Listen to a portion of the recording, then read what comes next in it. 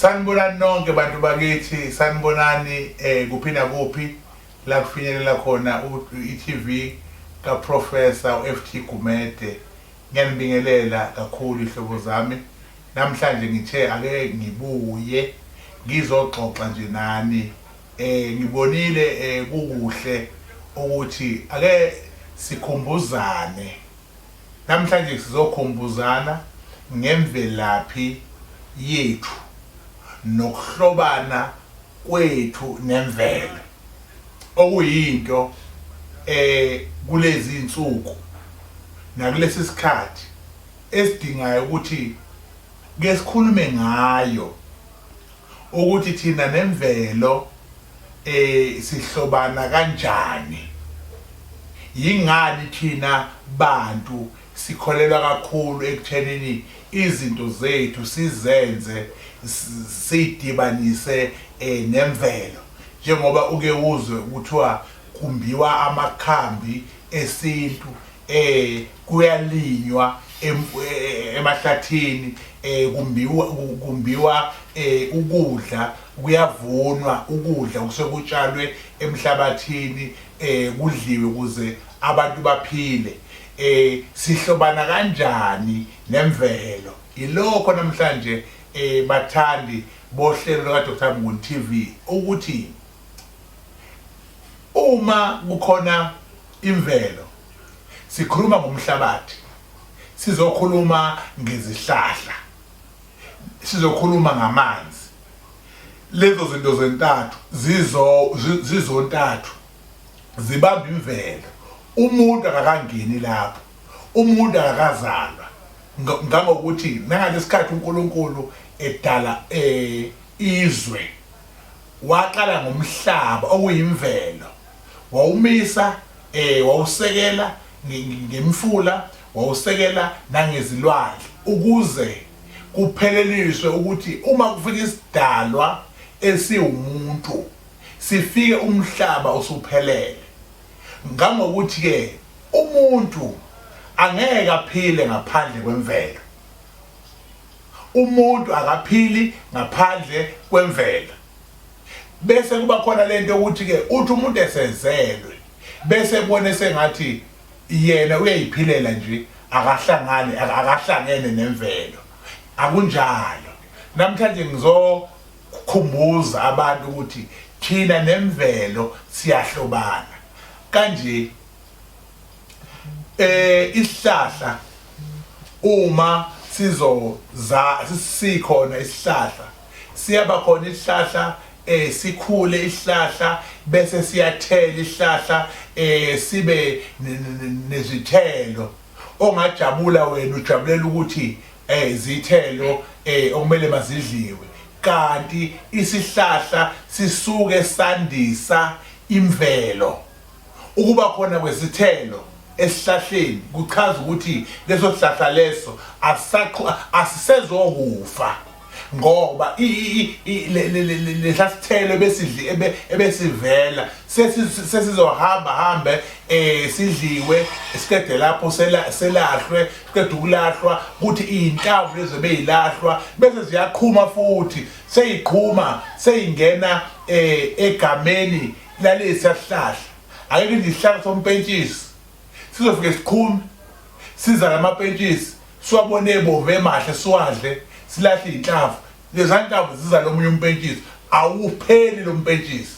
Ake sithi ke kuzoba khona isihlahla kuthiwa umangwe, nawo futhi sobona uzala, sithi uthelile umango, sidle sikhohlwe, sathi izinhlamvu ziyilahlele. Leza nhlamvu azizukufa, zizoma nazo futhi ziyozala umango.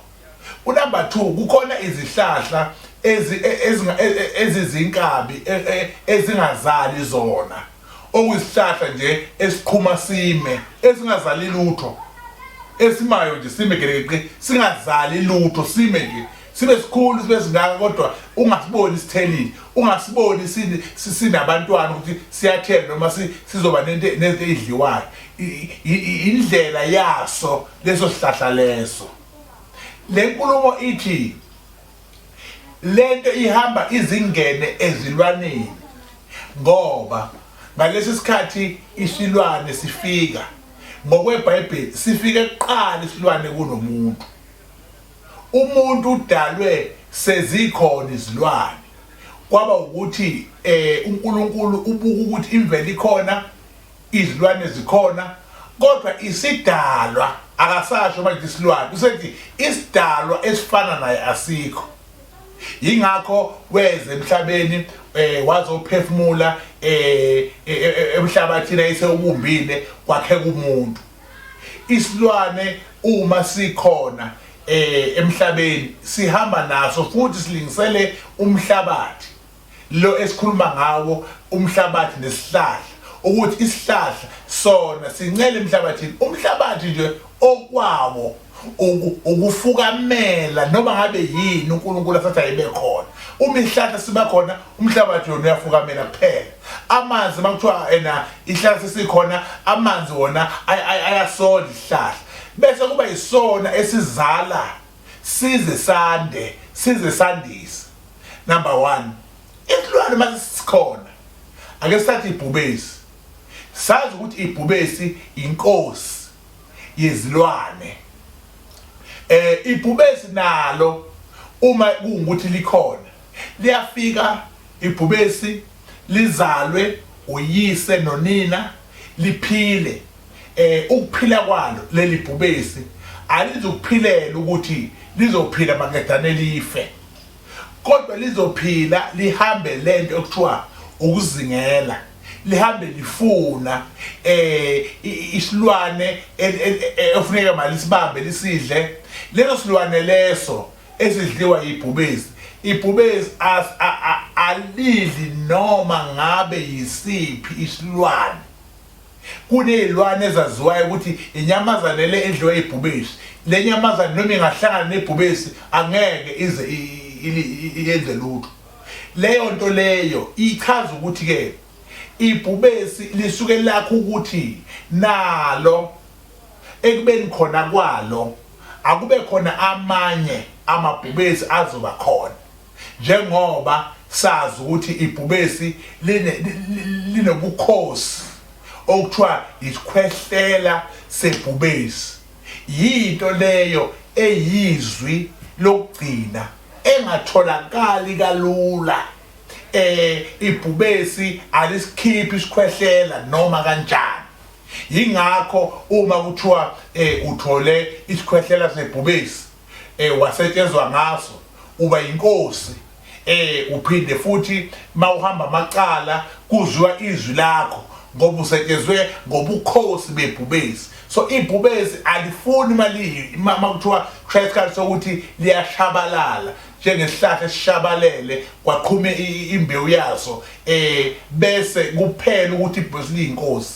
Sazalwa liyinkosi namanje liseyinkosi ngokulandela imfihlo yesikhwehlela, okuyinto nalo elathi lizalwa abazali balo bayinikeza. Ibhubesi malizalwa lizala bese likhipha lesikhwehlela, uyise aligcobe ngaso wonke umzimba, emva kalokho alidedele selizoma-ke manje libe yinkosi. Uma ibhubesi selingasekho selifile, lifa nalo linembewu eliyizele futhi ukuze amabhubesi aqhubeke abe khona.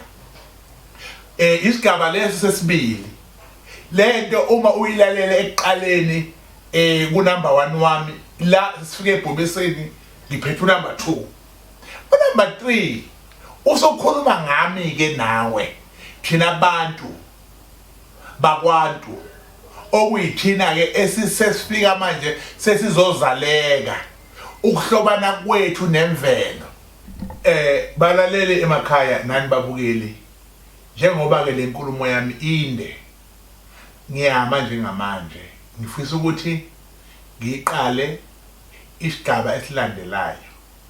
Njengamanje njengoba uyibonile wena le, ngicela futhi ukulangazelela ukubona isigaba esilandelayo sesibili, ngoba ila ngigxila khona ukuchaza umuntu ngokomoya, umuntu ngokwemvelo, umuntu ngokwenhlupheko, umuntu ngokwenhlanhla. Ngicela bonke abantu abaqalayo ukungena ohlelweni lika Dr. Mnguni TV basubscribe bakwazi ukuthi bathole isigaba esilandelayo. Nkosi nibusise ngenthanda. Jehova benani, Jehova benomusa. Amen.